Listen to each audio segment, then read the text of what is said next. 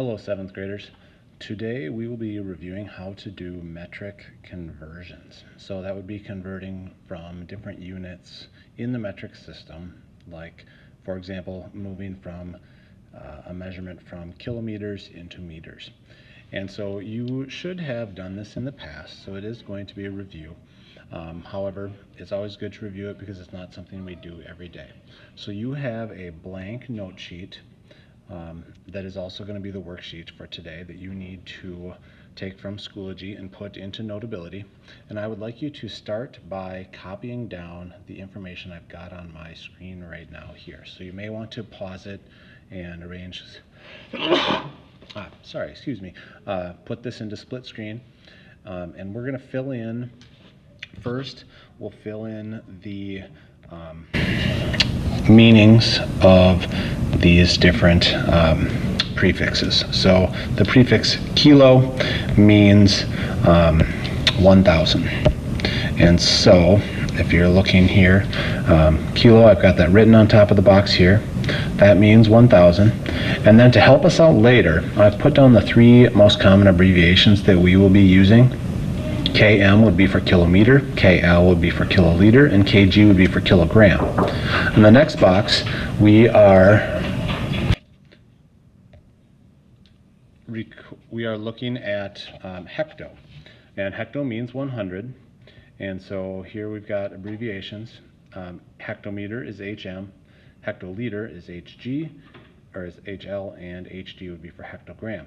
The next box down, we've got deca, which is abbreviated with DA, and that means 10. So the abbreviations for the three common measurements would be DAM for decameter, decaliter would be DAL, and decagram would be DAG.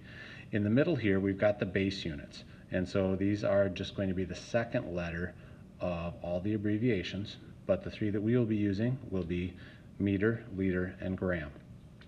Continuing down the steps, we have 1/10, which is the prefix deci, which is abbreviated with a D, and that means 0.01 or 1/10, and here are your abbreviations DM, DL, and DG. Next step down, we have centa, which means 1/100th, and that would be abbreviated CM for centimeter, CL for centiliter, or CG for centigram. The last box on this set is milla, that's abbreviated with an M, and this means 1/1000th. Millimeter would be abbreviated MM, milliliter would be ML, and milligram would be MG. Now this is always a little bit confusing because you may notice that the abbreviation for milla and the abbreviation for meter are the same. It's important to remember that if you have meter as your unit, there will only be one M. Anytime that milla is involved, there are going to be two letters because you'll have the base unit letter, like the meter, the liter, or the gram also attached there. Now we're going to use this information to help us do some conversions. And so to find out how to do that, I'm going to zoom out here on my screen. So now we're going to use these steps to help us do the conversion. And so looking at this, you always want to start by finding the step that you're going to be starting on. So if you're looking at this question right here, 1,000 milligrams equals blank grams. We are going to be starting at milligrams, which would be down here on this bottom step. And we are moving to grams, which is up here, the middle step. And so when you are moving, you are going to count the steps that you take to get from your starting point, which is here, to your ending point, which is up here. And so you're going to count the steps. We've got one step, go from milla to centa, a second step to get to deca, and then a third step to get to grams. So we have moved 3 steps on our staircase here. And that means that we are going to move our decimal point 3 spots to the left because that's what direction we moved on those stairs. So if we zoom in here, our decimal point is currently right here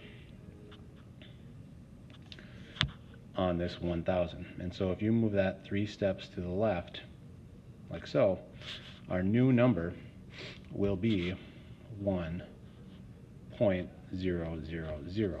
You do not need to write these zeros. You could simply write the number 1, and that would be a valid answer. So 1,000 milligrams is equal to 1 gram. Next, we'll go to our next problem. So in this problem, we're going to be going from 14 kilometers to meters. So we find our starting point. Our starting point is up here, kilo, and we are moving to meters, which is going to be our base unit step here. So we have to count the steps. So we're moving 1, 2, 3 steps, and we move to the right. So we need to move our decimal point 3 spots to the right also. Our decimal point is going to be right here on the number 14. So if we move that 3 spots to the right, that's going to be like adding 3 zeros. So our new answer is going to be 14,000 meters. And that is what is equal to kilometers. Next, we've got the question that is 1 liter equals how many milliliters? In this problem, we're going from 1 liter to 1 milliliter. So we're going to be starting here at the middle step, which is liters, and we are moving that down to milliliters. So if you count the steps, we need to move 1 step, 2 steps, 3 steps to get from liters to milliliters. So we're moving 3 steps, and we moved to the right, so we have to move our decimal point 1, 2, 3 steps to the right. So our new number is going to be 1,000. It's like you have to add 3 zeros. So that answer would be 1,000 milliliters. The next one takes us from 109 grams to kilograms. So if we're looking at our steps again, we're going to start in the middle at grams, which is this step. And we are going to kilograms, which is up here.